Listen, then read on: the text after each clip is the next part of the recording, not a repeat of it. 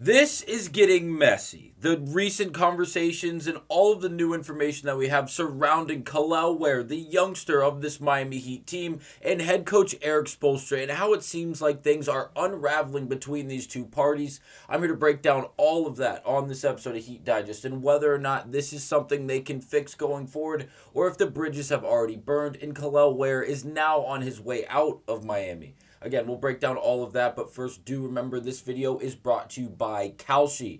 If you scroll down and sign up for Kalshi using the link in the description, use code DIGEST, NBA, when signing up, you will get $20 back after you trade your first 100. Kalshi is the largest and number one prediction market in the U.S., and you can trade yes or no on practically anything, whether it's the upcoming NBA awards for this NBA season, or if it's for the Miami Heat wins in the total wins, I should say, this season. As things continue to go up and down, as the Miami Heat are a very inconsistent and streaky team, especially with things like this going on with Kel'el Ware and him not playing a single minute of basketball against the Boston Celtics in a game they led the entirety of until he was pulled from. Again, we'll break that down in just a second. But finally, the College Football National Championship, the University of Miami, against all doubt. They didn't even want to put them into the playoffs. They made the playoffs, and they have ragdolled every team they have played up to this point. But now they are on a collision course with arguably the best team since 2019 LSU, led by Joe Burrow, and a just monstrosity of a team. The Indiana Hoosiers with Curt Cignetti at the helm. Those two teams they are going to make for one hell of a national championship game on Monday night. Be sure to download Kalshi and use code DIGESTNBA with the link down in the description. Get $20 back after you trade your first 100. It's a great time to get on Kalshi. Again, the largest prediction market in the U.S. But now let's get to it and break down the new updates surrounding Kel'el Ware and this Miami Heat team, as things are interesting, to say the absolute least. As Kel'el Ware had a stretch of games not too long ago, just a month ago, to be honest with you, where he looked like arguably one of the best centers in the association. He really did. 28-19 on 73% shooting, 24-14 with 6 made threes, 22-12 with 4 blocks. And I understand 2 of those 3 games were losses for this Heat team. But you have to take into account Tyler Hero was not active at the time. Bam Adebayo was playing like a shell of himself, which seems like things have changed over the last 3 games for Bam Adebayo, thank God.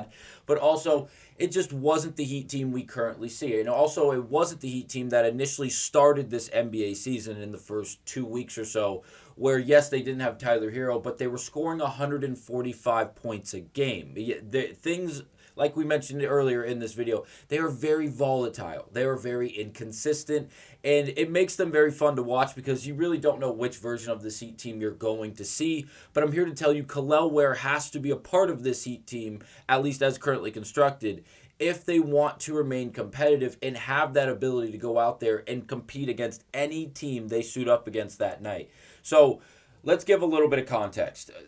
119 to 114. How did this take place? Well, Miami was whooping ass, excuse my language, to start this game. The first quarter, domination by this Heat team. Boston had a very good second quarter. Again, Miami led going into halftime. It was much closer than it was in the first quarter, though. The third and fourth quarter, the entirety of the second half, Kel'el Ware did not play a single minute. And granted, he only played 9 minutes in the first half. But for the entirety of the game, and specifically in the second half, Kel'el Ware did not step on the floor. If you notice at the bottom, the rating breakdown, you see a .29 for the first quarter and a .33 rating for the second quarter for Kel'el Ware.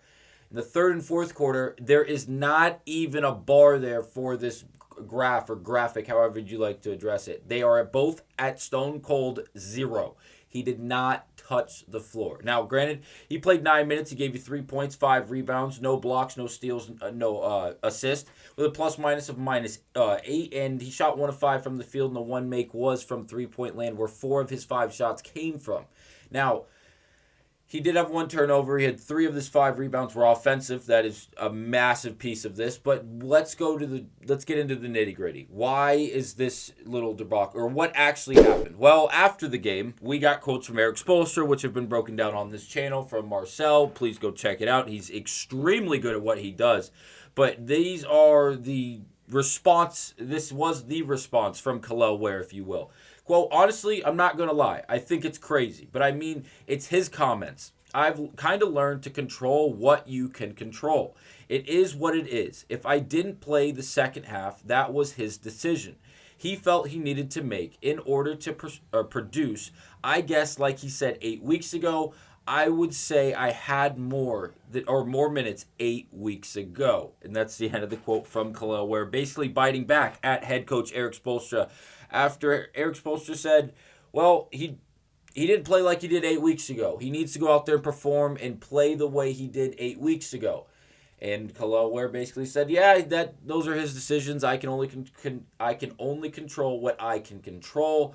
But also 8 weeks ago, I played more minutes, so that's why I played a little bit better. And granted, he's very young. He's going to learn that it's probably not the best route to take, especially in the Miami Heat organization with Pat Riley and Erik Spoelstra at the helm of things. But I am not going to immediately say they're going to burn the ship down and get him out of town. I really hope that is not the case. He's very good. He's very, very young, and he has a lot of basketball to play out in front of him. But this is not the right team to make those comments to, in my opinion. I feel like that is not going to end well. If he doesn't go out there and both of these parties don't quickly resolve this beef, if you will, and get past this bump in the road, this could be a problem for Kel'el Ware. Being involved with this Miami Heat organization, I really hope that is not the case. I really and truly do not hope that.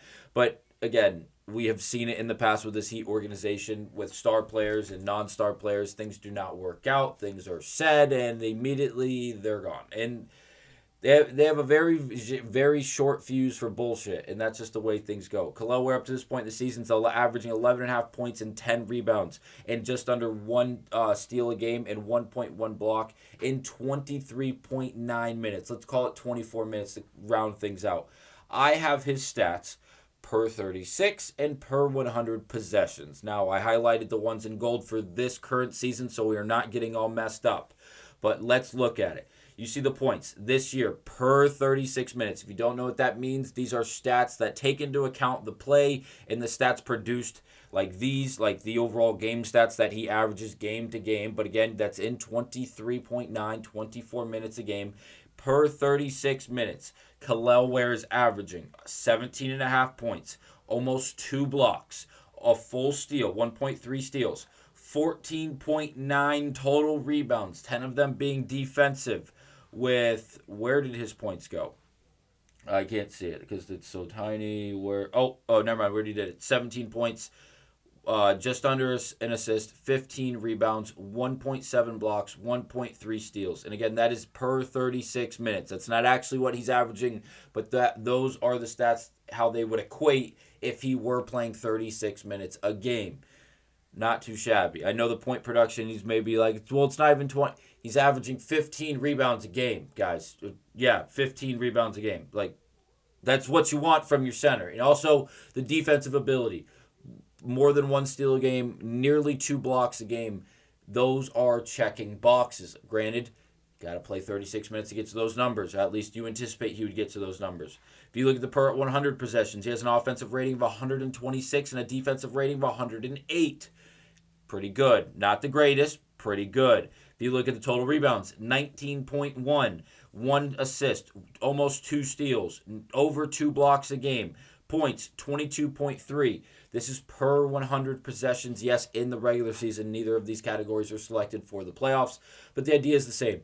The more possessions, the more minutes that you are able to allow Kel'el Ware to play. And I understand things don't always work out. And something I should probably highlight is the amount of 3-point shots he has taken in these games.